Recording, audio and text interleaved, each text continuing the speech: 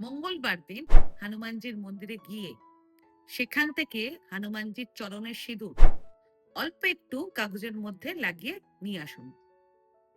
তারপর সেই সিঁদুরের সাথে আরেকটু সিঁদুর মিশিয়ে তাতে সামান্য চামেলির তেল মেশান।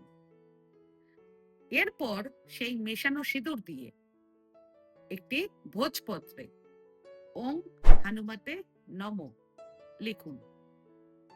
লেখার পর সেই ভোজপত্রটিকে ভাঁজ করে লাল রঙের মলি সুতো দিয়ে বেঁধে আপনি আপনার বাড়ির মেন দরজার ওপরের দিকে কোনো পেরেকে ঝুলিয়ে দিন।